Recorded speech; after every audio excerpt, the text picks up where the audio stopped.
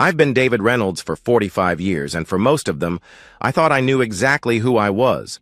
A logistics manager who spent his days buried in spreadsheets, coordinating shipments, and solving problems that most people never thought about. Not glamorous work, but it built something real. A 4-bedroom house in Oakwood Heights, college funds for 3 kids, and what I believed was a marriage strong enough to weather anything. Melissa and I met in college when we were both drowning, in student debt and surviving on ramen. She was 22, all fire and ambition, always pushing for more while I was the steady one who kept us grounded. We balanced each other perfectly, or so I told myself for 19 years. Our kids became my world the moment each one arrived. Sarah, 17 now, inherited her mother's sharp mind, but thankfully my sense of loyalty. Michael, at 15, was all teenage rebellion on the surface, but had a heart that couldn't stand injustice. Danny, my 12-year-old, still looked at me like I could fix anything broken in his world. I worked late shifts at the warehouse before I moved into management, picked up weekend work when Melissa wanted to go back for her MBA. Did whatever it took so my family never felt the pinch of wanting something we couldn't afford. Meanwhile, Melissa climbed the corporate ladder at Morrison Enterprises, each promotion, making her hungrier for the next one. We'd built something real. 20 years of mortgage payments, soccer games, anniversary dinners at that Italian place downtown where we'd had our first real date. I thought we were partners. I thought we were solid. Then came that Tuesday night in January. "David, we need to talk," she said, sitting across from me at our kitchen table, the one we'd bought at an estate sale our first year married. Her hands were folded, her wedding ring catching the overhead light. "About?" I asked. "Richard Morrison offered me the regional director position," she replied. "That's fantastic, Mel. You've been working toward," I started to say. "There's a condition," she interrupted. Something in her tone made my stomach tighten. "What kind of condition?" I asked. She looked me straight in the eye. No hesitation, no shame. "He wants to sleep with me. Just once. To seal the deal." The words hung between us like a blade. I waited for the punchline, for her to laugh and say she was testing me, but her face remained deadly serious. "You're asking me for permission to—" "Your boss?" I said. "I'm asking for a hall pass, one night. For our future," she replied calmly. My chair scraped against the floor as I stood. "Our future? You think our future involves you whoring yourself out for a promotion? Don't be dramatic, David. This is business," she said dismissively. "Business?" My voice was rising, but I didn't care. "This is our marriage. 20 years, 3 kids, and you're sitting here asking me to let you spread your legs for Richard Morrison because he dangled a title in front of you?" "You don't understand the corporate world," she began. "I understand that if that's the price, you walk away. You quit. Tomorrow," I shot back. Her laugh was cold, unfamiliar. "I've worked 8 years for this opportunity. I'm not throwing it away because you're insecure." "Insecure? You're asking permission to cheat," I exclaimed. "I'm being honest with you," she fired back. "No, Melissa, honest would have been telling Morrison to go to hell the second he suggested it," I replied. We fought for another hour, accusations flying, voices raised, until finally I grabbed a pillow and headed for the guest room. But as I lay there in the dark, something gnawed at me. The way she'd asked, it wasn't really asking, it was testing, like she wanted retroactive permission for something already done. Her phrasing echoed, "Just once." How would she know it would only be once unless they'd already discussed the details? Why was she so confident about this promotion unless certain agreements had already been made? That night, lying alone in the guest room, I realized something that made my blood run cold. She hadn't been asking for permission. She'd been asking for forgiveness. The next morning, I started paying attention in ways I never had before. 20 years of marriage had made me complacent, trusting, but 20 years in logistics had also taught me that every system has patterns, and every pattern tells a story. Wednesday morning, Melissa left for work at 7:15, same as always, but her outfit was different. A new dress I'd never seen, higher, heels than usual. When had she started dressing like that for the office? I opened our shared credit card statement on my phone. 3 charges at Nordstrom in the past month, totaling $800. Victoria's Secret, $200, 6 weeks ago. When was the last time she'd worn anything from Victoria's Secret for me? Over the next 2 weeks, I became a detective in my own life. Started keeping a notebook in my truck, documenting everything. Late meetings that stretched past 9 p.m., Tuesdays, Thursdays, and the occasional Friday. Always with Morrison's team, she said. Always crucial for the promotion. I drove past her office one Thursday at 8:30 p.m. during the first week of observation. The executive floor was dark except for 2 offices, Morrison's corner suite and one other. But Melissa's car wasn't in the parking garage. I circled 3 times to be sure. The following Tuesday, exactly 1 week after the hall pass conversation, I told her I was working late on inventory. Instead, I parked across from the Marriott downtown at 7 p.m. At 7:23, Morrison's black Mercedes pulled into the valet lane. At 7:31, Melissa's white Lexus followed. They didn't even try to stagger their arrivals by more than 10 minutes. I sat in my truck for 3 hours, watching the hotel entrance, my hands gripping the steering wheel, until my knuckles went white. Part of me wanted to storm in, to confront them.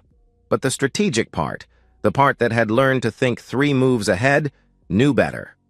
Anger without evidence was just noise. The receipts started painting a picture. Lunch at Capital, $93 on a Wednesday when she'd supposedly been in back-to-back meetings. Her car GPS, which synced to her phone, showed a trip to Morrison's house on Riverside Drive on a Saturday when she'd said she was shopping with her sister. But it was the small things that hurt most. The way she'd suddenly password-protected her phone after years of openness. How she'd shower immediately when she came home late, claiming she felt gross from the office. The new lingerie I found in her gym bag, tags removed but never worn. For me. Michael asked me one night during the second week why Mom missed his basketball game. I'd told him she had an important presentation. Sarah, sharper than her years, just looked at me with knowing sadness. "She's been missing a lot lately, hasn't she, Dad?" she observed quietly. By the end of those 2 weeks, I had a timeline. Morrison had become regional VP 8 months ago. But the real changes, the new clothes, late meetings, and secretive behavior had started 4 months ago, in September. That matched the deleted texts we'd later discover. And now, in January, the hall pass request. She hadn't been asking permission for something new. She'd been trying to legitimize something that had been going on for 4 months. Friday night of the second week, I found the smoking gun. While doing laundry, I checked her car for dry cleaning. Under the passenger seat was a receipt from the Marriott restaurant. Timestamp 11:47 p.m. Tuesday, 5 days ago. The same night she'd texted me about being stuck in a boring presentation that was running late. Bottle service. Champagne. $430 charged to a room. Room 1247, the receipt showed. Morrison's name wasn't on it, but I recognized the last 4 digits of the credit card. His corporate Amex, the one he'd used at a client dinner I'd attended 6 months ago. I sat on our bed, holding that receipt, and felt something inside me shift from hurt to cold determination. She'd made her choice. Now I had to make mine. Nicholas Harper came recommended by Tom from accounting, whose divorce had been brutal but successful.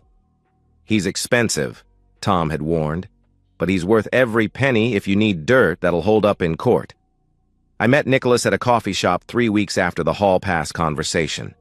He was younger than expected, maybe 35, with the kind of forgettable face that probably served him well in his profession. "Infidelity case?" he asked, sliding into the booth across from me. "My wife and her boss. Been going on for 4 months, I believe, since September," I replied. "You think or you know?" he pressed. I showed him my documentation from the past 2 weeks. The receipts, the timeline, the GPS records.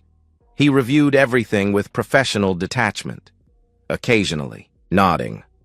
"This is good preliminary work," he said, "but you need more if you want leverage in court. Photos, communications, financial records showing misuse of marital assets. I can get all of that." "How much?" I asked. "5,000 retainer, probably another 5 to 10 depending on how deep we need to dig. Worth it if you're protecting significant assets," he explained. I thought about our retirement accounts, the house, the kids' college funds. Do it, I decided. The next 4 weeks were an education in how sloppy cheaters could be when they thought they were clever. Nicholas had Melissa and Morrison under surveillance within 48 hours. His team was invisible, but everywhere. The first batch of photos arrived the following Tuesday, 3.5 weeks after the Hall Pass conversation. Melissa and Morrison entering the Marriott at lunch, his hand on her lower back. Them leaving 90 minutes later, her hair hastily fixed, his tie askew. The timestamp showed 12:15 p.m. to 1:43 p.m., during what her calendar listed as client strategy session. During the second week of professional surveillance, 4 weeks after the Hall Pass conversation, Nicholas brought more evidence. Photos of them at Morrison's house on Saturday afternoon when Melissa claimed to be at a spa day with friends. Their cars parked at a scenic overlook on Highway 9 Tuesday evening. The silhouettes in Morrison's Mercedes were unmistakable, even from Nicholas's telephoto lens. But the real treasure came during the third week of surveillance when Nicholas brought in a digital forensics expert. Cloud backups are beautiful things when people don't realize they exist. Melissa had deleted her texts with Morrison from her phone, but they lived on in the iPhone backup from 4 months ago. I sat in Nicholas's office, reading their messages on his laptop, each one a knife between my ribs. The messages went back. Exactly 4 months to September, Morrison, Sept 15. "Can't wait to have you all to myself tonight." Melissa, "David thinks I'm at book club. We have until midnight." Melissa, Oct. 2. "God, I needed that. You make me feel alive again." Morrison, "You deserve someone who appreciates what a goddess you are." Morrison, Nov 20. "When are you going to leave him?" Melissa, "Spring, after Danny's birthday. Need to get my ducks in a row first." Melissa, Dec 8. "David's so clueless. Asked why I was dressed up today. Told him it was for a presentation." Morrison, "Poor bastard has no idea what he's lost. The messages chronicled exactly 4 months of betrayal from September through January. They mocked my clothes, my job, my attempt to be romantic on our anniversary. They discussed their future. Morrison would leave his wife Patricia after his stock options vested. Melissa would take the kids and enough alimony to maintain her lifestyle. The kids are the hardest part," one of her messages from November read. "But they'll adjust. Kids are resilient, like they were furniture to be divided, not people who loved and trusted her." Nicholas also uncovered financial improprieties during the 4th week of his investigation. Morrison had been billing their hotel rooms to his corporate account as client entertainment for the past 2 months. Melissa had withdrawn cash advances from our joint credit cards, $12,000. Over the past 4 months, that had gone to God knows what. A friend at the bank showed Nicholas records of a separate account Melissa had opened 2 months ago in November, already containing $30,000 transferred from our joint savings. 6 weeks after the Hall Pass conversation, after 2 weeks of my own investigation and 4 weeks with Nicholas, I met with Sharon Winters, the best divorce attorney in the city, armed with Nicholas's evidence. She reviewed everything with the expression of someone who'd seen it all before. "This is bulletproof," she said. "Infidelity over 4 months, financial fraud, conspiracy to hide assets. With this evidence and the prenup you signed, she'll be lucky to get standard visitation and minimal support." "What about the kids?" I asked. "Document everything about her absence from their lives. Missed events, late nights, emotional neglect. Courts favor stable parents, and right now that's clearly you," she advised. Over the final week before confronting the children, week 7 since the Hall Pass conversation, I quietly secured everything important. copied crucial documents, changed passwords on my personal accounts, moved half our liquid assets to a separate account as Sharon advised, all legal, all by the book. Nicholas called on a Thursday evening of week 6. Got something interesting. Morrison's wife hired her own PI 2 weeks ago. Seems you're not the only one who noticed something off, he informed me. You think she'd be willing to coordinate? I asked. Already reached out through channels. She's very interested in comparing notes, he replied. The hardest part wasn't gathering the evidence, it was deciding how to tell my kids that their mother wasn't the woman they thought she was. But they deserved to hear it from me before the world found out. Saturday morning arrived gray and drizzling, exactly 7 weeks after Melissa's hall pass request. Melissa had left at dawn for her team-building retreat. Nicholas had already confirmed it was a weekend at Morrison's lake house. His wife, Patricia, was visiting her sister in Boston, conveniently. I made pancakes, the kids' favorite, and asked them to join me in the living room after breakfast. They knew something was wrong. I could see it in Sarah's worried eyes, Michael's defensive posture, Danny's nervous fidgeting. I need to tell you something difficult, I began, my throat already tight. About Mom and our family. Are you getting divorced? Sarah asked quietly. 17 years old and already too perceptive? Yes, I answered. Danny's face crumpled. Is it because you fight now? You can just stop fighting. It's more complicated than that, buddy, I said gently. I pulled out a folder, carefully curated with age-appropriate evidence. Your mom has been having an affair with her boss, Mr. Morrison. It's been going on for 4 months since September. The silence stretched until Michael exploded. You're lying! I showed them the photos. Nothing explicit, just Melissa and Morrison entering hotels, holding hands at restaurants, embracing in parking lots. All dated from the past month of surveillance. I showed them her credit card statements with charges, during times she'd missed their events over the past 4 months. I let them read a few of the tamer text messages from October and November, the ones where she called our family life suffocating, and referred to the kids as obligations. Sarah was crying silently, tears streaming down her face as she read. Michael's hands were clenched into fists, his jaw tight with rage. Danny just looked lost, like his world had tilted off its axis. How long have you known? Sarah asked. I suspected after she asked for a hall pass 7 weeks ago. I started. She what? Michael interrupted, standing up and pacing now. She asked you to let her cheat? She said it was for a promotion, but I realized she was already involved with him. I've spent the last 6 weeks, 2 weeks on my own, then 4 weeks with a private investigator, finding out the truth. I explained. Is that why she missed my science fair 2 months ago? Danny asked quietly. And Michael's basketball playoffs last month? And Sarah's violin recital 6 weeks ago? I nodded, and Danny's young face hardened in a way that broke my heart. I heard her on the phone last month, Sarah admitted. Laughing about something, saying David would die if he knew. I thought maybe she was planning a surprise for your birthday. She called you boring, Michael said suddenly. 6 weeks ago when her friend Carol was over. Said you had no ambition, that you were content being mediocre. Carol looked uncomfortable. These revelations came pouring out. 4 months of small betrayals they'd noticed but hadn't understood.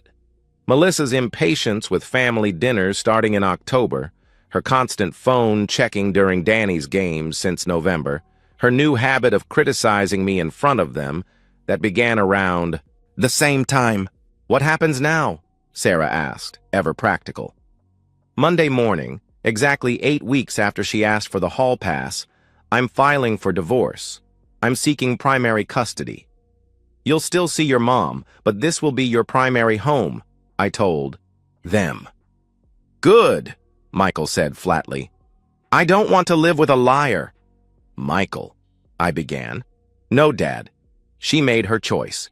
She chose him over us, over you. After everything you've done, all the extra shifts you worked so she could get her MBA, all the times you put her career first, she chose some rich asshole who probably just wants to bang his secretary, he said angrily.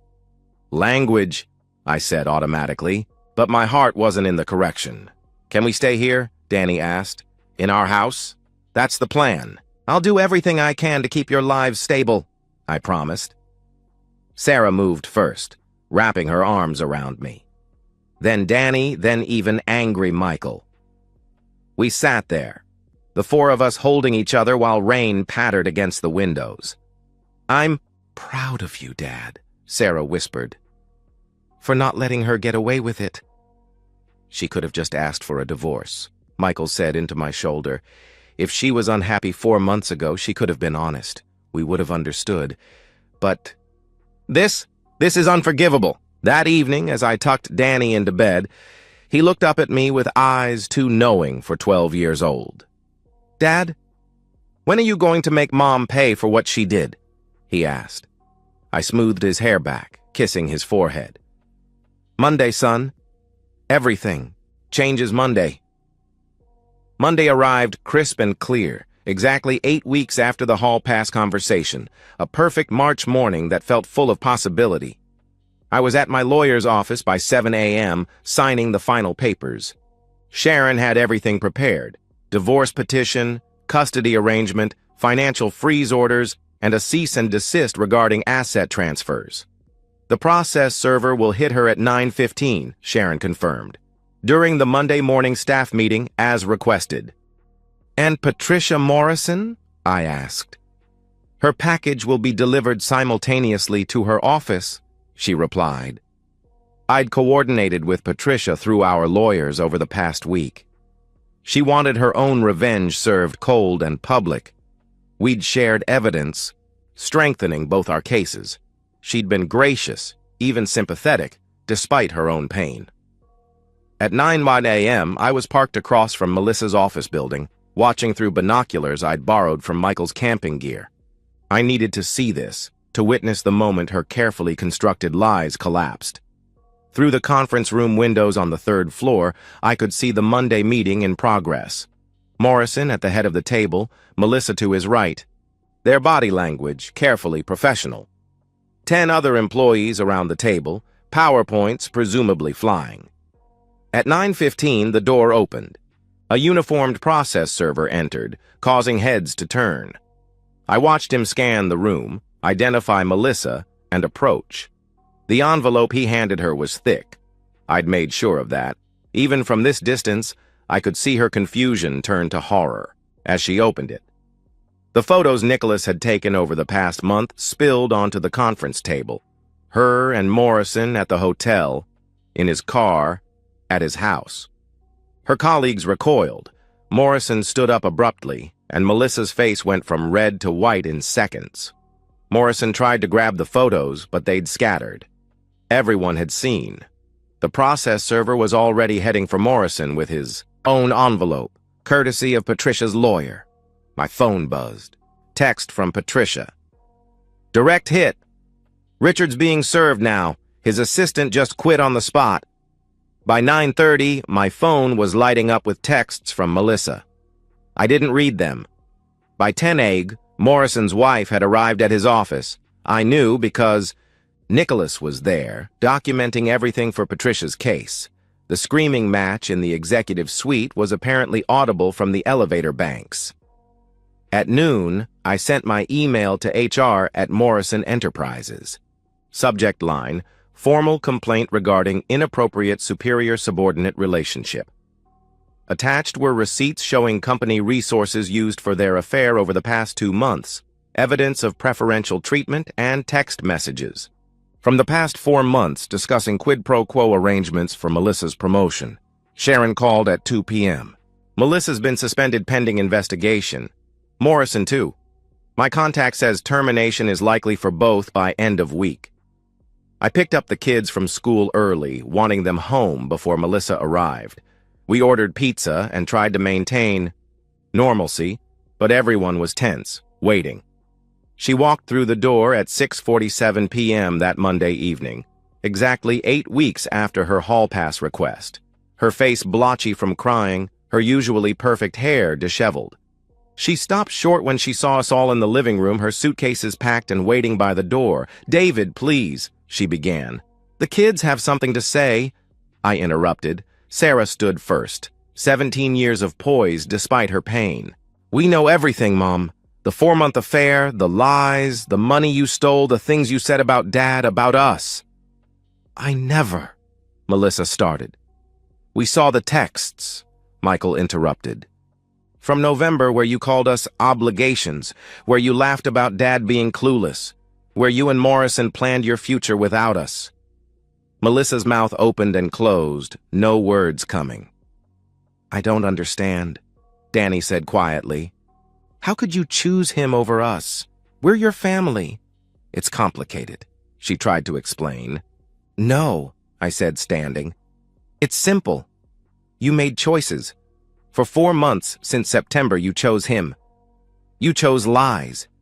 You chose to mock the man who loved you and neglect the children who needed you. Now we're choosing to protect ourselves from further harm.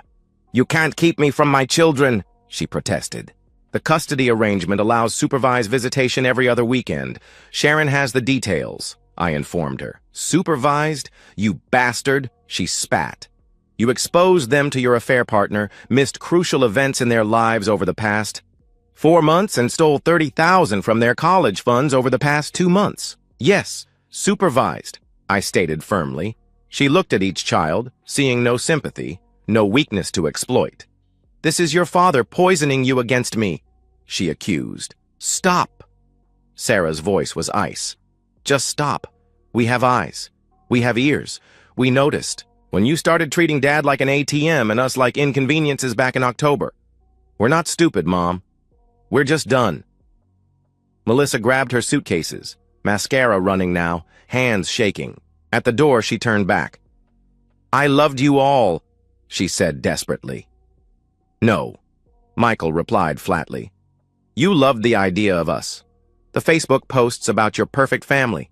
But when it came to choosing between us and your exciting new life, you chose him. Every time for 4 months. As her taillights disappeared down our street that Monday night in March, I realized I hadn't just ended a marriage. I'd held up a mirror that showed everyone who Melissa really was, and she'd have to live with that reflection forever. September arrived with unusual warmth, 6 months after that devastating Monday in March. I stood at the kitchen window watching Danny practice basketball drills Michael had taught him. Sarah was at the dining table working on college applications, occasionally asking my opinion on essay topics. The divorce had been finalized in June, 3 months after the confrontation. Thanks to the prenup and Sharon's aggressive representation, I kept the house, primary custody, and most of our assets. Melissa got standard visitation, minimal alimony for 2 years, and a reputation in ruins. She lived in a 1-bedroom apartment in Riverside now, working part-time at a small marketing firm that didn't care about her past. Morrison Enterprises had fired both her and Richard in late March, within a week of that Monday confrontation, after the HR investigation revealed extensive misuse of company resources over the past 2 months. The industry blacklisting was swift and thorough. Morrison himself had fared worse. Patricia had taken him for everything, the house, the cars, his retirement accounts. She'd gotten full custody of their 2 kids after presenting evidence of his serial infidelity. Turns out Melissa wasn't his first office romance, just his most recent. He'd moved to California in May, 2 months after the confrontation, supposedly, to start over. But Nicholas heard he was working as a consultant, his executive days over. His relationship with Melissa had ended within 3 weeks of their exposure in March. Once the thrill of secrecy was gone and reality hit, they turned on each other quickly. The kids saw Melissa twice a month, Sunday afternoons, supervised by a court-appointed observer. They'd started these visits in April, a month after the confrontation, and went out of obligation, not desire. Sarah told me their conversations were stilted, surface level. Melissa would ask about school, they'd give minimal answers. She'd try to explain herself, they'd change the subject. She keeps saying she made a mistake, Michael had said after their last visit. Like she accidentally tripped and fell into a 4-month affair. Michael, I'd started. Sorry, Dad, but I can't pretend she just made one bad choice. She made hundreds of bad choices, every day, for 4 months straight from September through January, he'd replied. I'd started therapy in April, working through the anger and betrayal. Dr. Martinez helped me see that my pain was valid but couldn't become my identity. The kids went too, separately, processing their own feelings of abandonment. We'd found our rhythm as a family of 4, quieter dinners but more honest conversations, movie nights where everyone actually showed up. Sarah helped Danny with homework while Michael taught him to cook. I'd learned to braid Sarah's hair for her concerts, though I'd never match Melissa's skill. There were hard days. Danny still sometimes cried at night, asking why he wasn't enough for her to stay. Michael's anger would flare when he saw intact families. Sarah worried about repeating her mother's patterns, about carrying that capacity for betrayal in her DNA, but we were healing. Together. Honestly. My phone buzzed, a text from Tom at work. Drinks Friday? There's someone I want you to meet. I wasn't ready for dating. Might never be. Trust, once shattered, doesn't easily rebuild. But I'd learned to leave possibilities open. Patricia Morrison had called last week. She was moving to Seattle, starting fresh with her kids. She thanked me for having the courage to expose the truth, for not letting them continue their lies indefinitely. We deserved better, she'd said. Yes, I'd agreed. We did. Now, watching my kids in the evening light, I thought about Melissa. Not with anger anymore, just a kind of distant pity. She'd had everything. A loving husband, amazing children, a comfortable life, and threw it away for a 4-month thrill with her boss. She'd gained excitement and ambition, lost a 20-year family. I didn't destroy Melissa's life. She did that herself the moment she chose betrayal over honesty 4 months before she even asked for that hall pass. I just made sure everyone could see what she'd already chosen to become. The mirror I'd held up that Monday hadn't created her reflection. It had only revealed what was already there, hidden beneath the makeup and lies and justifications. She'd have to look at that reflection every morning for the rest of her life, knowing that everyone else had seen it too. Sarah looked up from her essay. Dad, I'm writing about resilience, about how our family survived betrayal. Is that too personal? She asked. I walked over, kissed the top of her head. Write your truth, sweetheart. It's the only story worth telling, I replied. Outside, the sun set over Oakwood Heights, painting the sky in shades of amber and rose. Tomorrow would bring new challenges, new moments of grief and growth. But tonight, we were together, honest and whole in our broken places. That was enough. More than enough, it was everything. And that's the end of today's story. If you enjoyed it, please give this video a thumbs up and drop a comment below. Your support helps the algorithm push my content further. If you're new to the channel, don't forget to hit that subscribe button. It really helps me keep creating more stories for you. Thanks for watching, and I'll see you in the next one.